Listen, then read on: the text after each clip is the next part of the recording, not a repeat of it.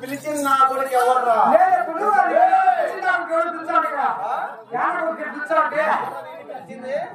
సమామందిరాన్ని పిలిచింది నేనే. నీ యొక్క పదవులు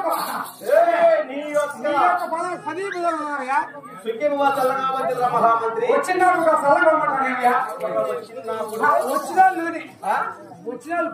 వచ్చిన వాడు చల్లగా నూరేళ్ళు వచ్చిండ్రు అంటున్నా. జిల్లా బాబు చల్లగా ఉండదు వస్తున్నా.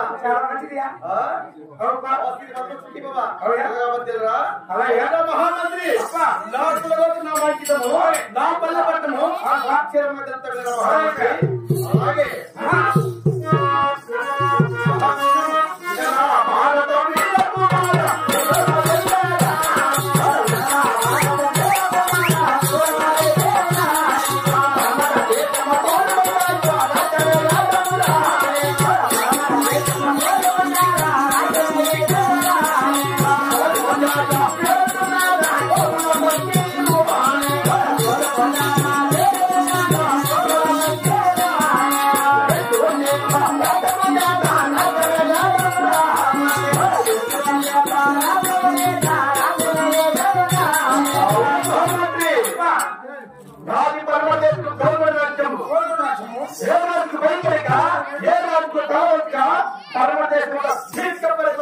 మహామంత్రి నా పేరు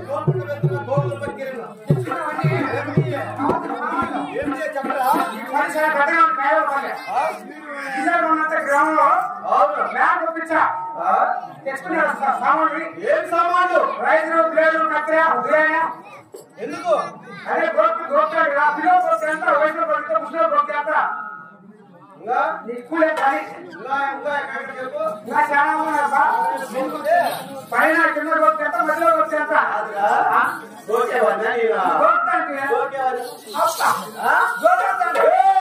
గోకేవాడిని పీకేవాడిని కాదు. గోకుల రాజ్యం పరిపాలన గోకుల పక్కిరేను. ఏ రాజుకు భయపడక ఏ రాజుకు తలవంచిగా దీర్ఘ పరిపాలన చేస్తున్నారు మహామంత్రి. గొప్ప రాజు అని పలకాలి. మా దగ్గర అధికారం మాట్లాడితే ఎలా ఉంది తెలుసా? ప్రాణానికి ముప్పి. శాంతంతో ఉండము.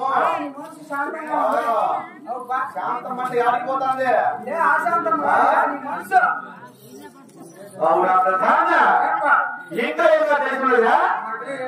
అలాగే చెప్తాడేనా?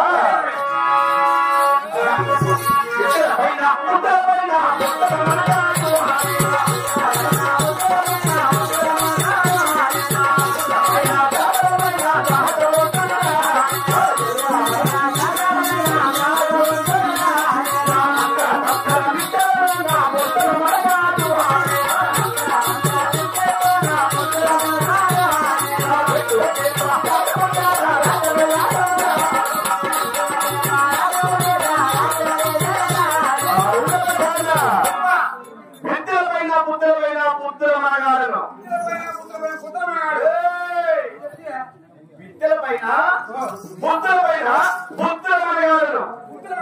అవునా చదువులైన శాస్త్రమైన శాస్త్రవంతులను ఒక మంత్ర తంత్రాలలో చాలా గొప్పవారైన మహామంత్రి.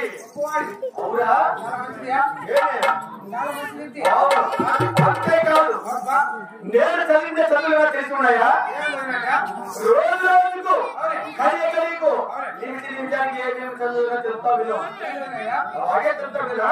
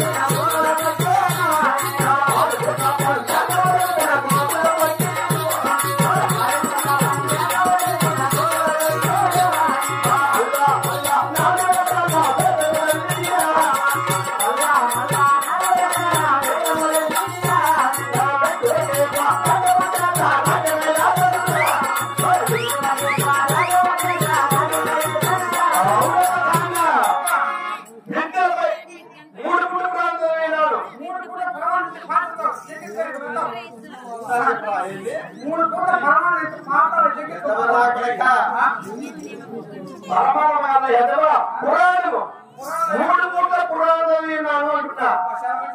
అవునా 5 పూట్ల అన్నము 7 పూట్ల ఏకాంతము 9 పూట్ల పురికము 10 పూట్ల పంచాంగము అల్లా మళ్ళా 4 వేదాల వేదాంతములు ఈ గోగులు పట్టారు. అల్లా ముల్లా తప్పిస్తుల్లా ఆకర్షించుకున్నా మరవాళ్ళందరూ పుల్లా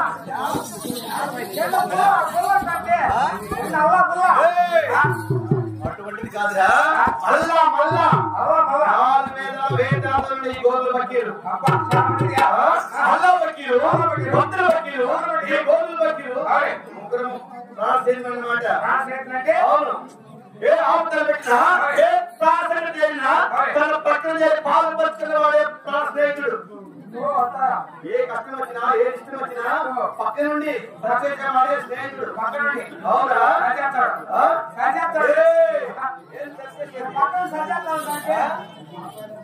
సరిపడే పనులు గోగులు వకీలు